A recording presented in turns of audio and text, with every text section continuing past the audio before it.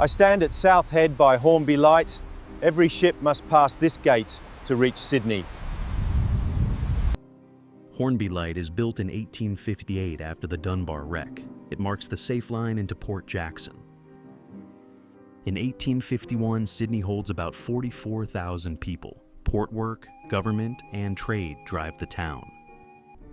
Convicts, settlers, soldiers, officials, sailors, and Aboriginal families share this harbor. But entry is not landing. A sick ship can be stopped before the quay, held back by law and fear. From this headland, the next stop is North Head, where arrival can turn into forced waiting. North Head becomes the colony's quarantine station in 1832. It runs as Sydney's disease filter. Suspected passengers are separated and inspected, kept ashore while ships are cleaned. Detention often lasts weeks. The National Archives notes an average quarantine of about 3 weeks. That delay protects the town, but it also freezes wages, plans, and cargo schedules in the harbor. People wait with no date promised, cleared enough to stay, not cleared enough to land. When the release comes, it is not a welcome. It is clearance to enter the port economy. Sydney Cove opens in front of us. Boats, carts, and shouted orders jam the shoreline. Circular Quay is rebuilt 1837-1844 with landfill. New wharves fix where trade can land. Customs House rises here in 1844-1845, so cargo meets officers before it meets the market. Dockers shoulder casks and bales. Clerks tally, measure, and delay loads that miss a declaration. Wool exports dominate the wharf. Imports, tea, sugar, tools, are priced by arrival and duty. Each check shifts cost. A held crate means scarcer goods, tighter credit, higher stall prices. Men bargain for a day's hire. One late ship can flood labor, cut pay, and push rivals into fights.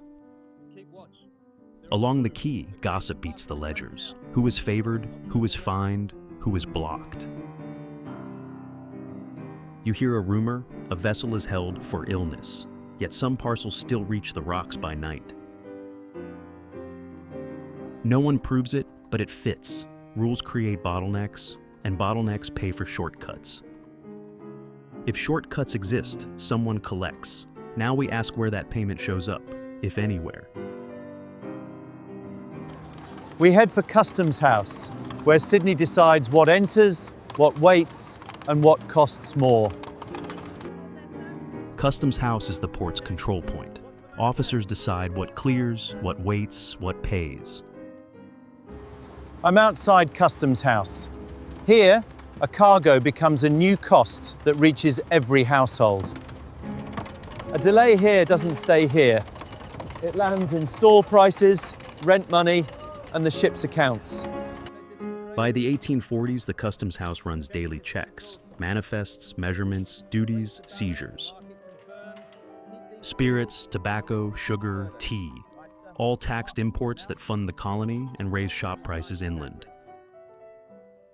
Merchants use bonds and warehouses. Goods sit locked until duty is paid or papers match.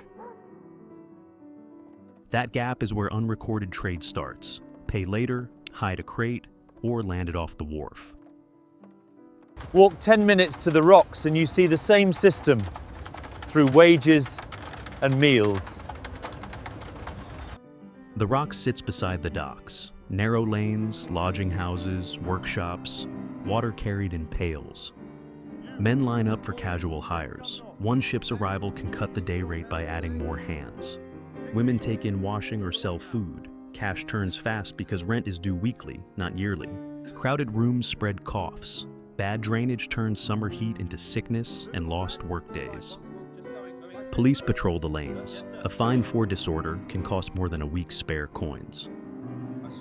So people share tips, which foreman hires fare, which pub extends credit, who to avoid at night.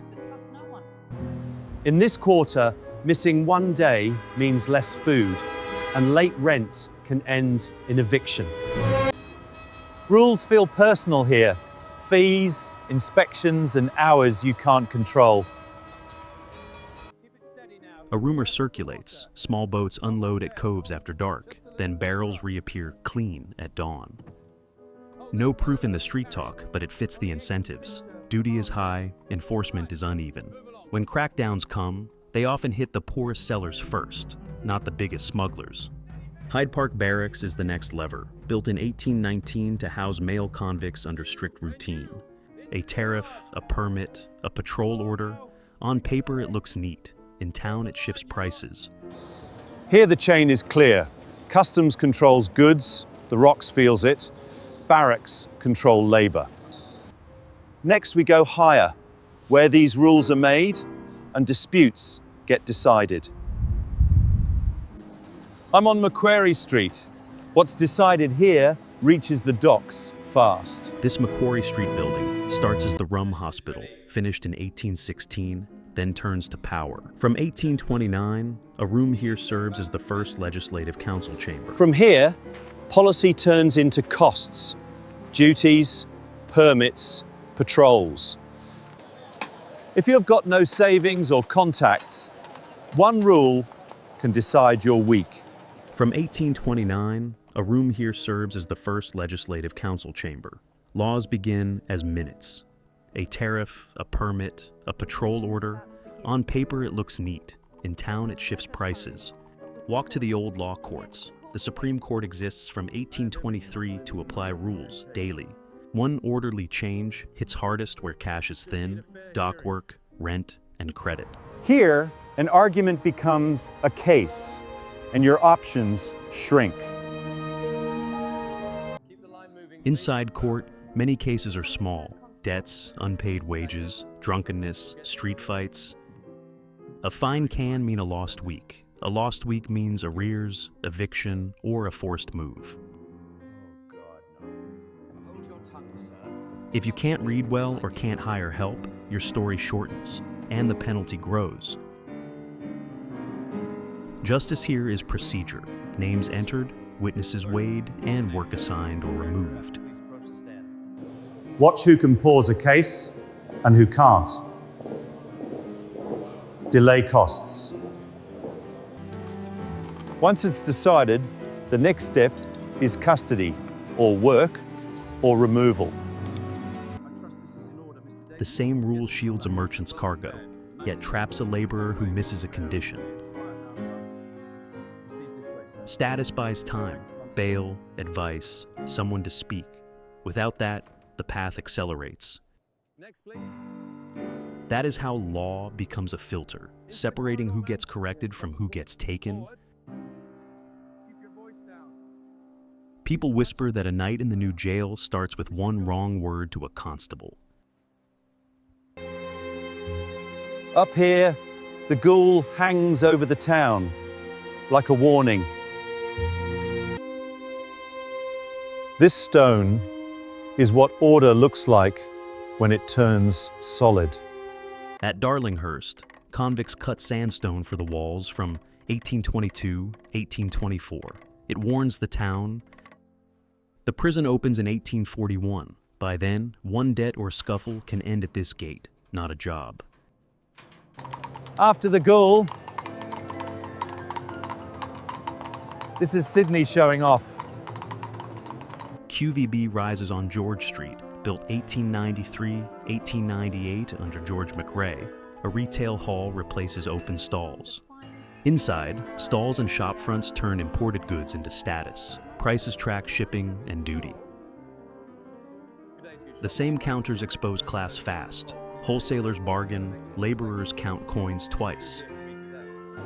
Here, prices decide what families eat.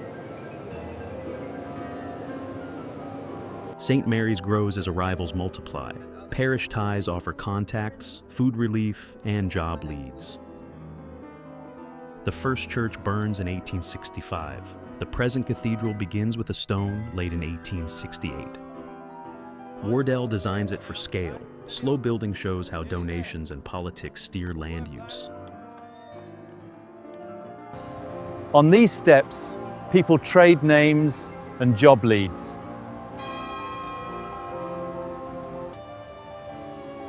I check for a foreman's name before my last shilling's gone. Fast mail changes hiring. One notice can pull men to the wharf or leave them idle by noon. New South Wales opens telegraph lines in 1858. Messages beat any courier by horse or foot. We head to the GPO, Sydney's news and timing hub. The GPO rises from 1866 under James Barnett. By late century, it links mail, orders, telegraph, merchants' time deliveries, police time patrols. When messages speed up, errors spread too. People hear a wire report, then rush. Flour, coal, boots. Runs begin before proof arrives. That pressure creates a new market. Whoever controls information can raise fear or calm it. Look at these counters, Sydney's nervous system in line. Even official news moves through intermediaries. Clerks, runners, publicans, dock foremen. So, one message can favor a merchant with credit and punish a worker living day to day. Sydney is now synced by paper and wire, but the benefits land unevenly across streets. Next, we climb to the observatory, where time got shared. Once time is shared, schedules tighten fast. From the GPO, we climb to Observatory Hill. Sydney Observatory is built 1857-1859 on Observatory Hill, above the wharves and stores. Ships need longitude. Accurate time resets chronometers, so the harbor demands a public signal. On 5th June 1858, the time ball drops at noon. A daily queue captains can set watches by. That single drop standardizes trade, departures, tides, wages. Late now has a measurable cost. Once the city owns the clock, it owns the pace. Miss a call or a gate, and you lose the day. Rail turns minutes into schedules. The first Sydney terminus opens in 1855 at Cleveland Paddock. This is the rule now, the timetable. You don't leave when you're ready, when it is. A larger terminal opens in 1874 on the same site, long called Red Fern by commuters. Printed timetables pull work inward. Clerks, laborers, cargo, all synced to hours. With more trains, crowds thicken at gates. One missed platform means lost pay and wasted fare. Fast movement adds risk. Confusion in surges, crushed parcels, and accidents near tracks. Rail shifts power. Businesses forecast supply, while casual workers wait for the next call.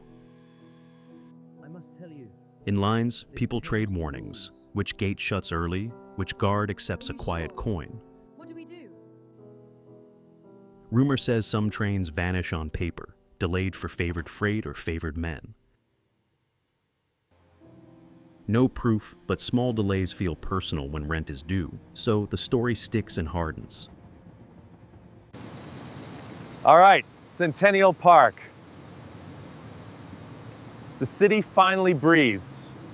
Centennial Park opens 26 John 1888 for the N.S. Stowler's centenary, billed as the People's Park. Sir Henry Parkes dedicates it. Avenues and lawns signal a city confident enough to pause.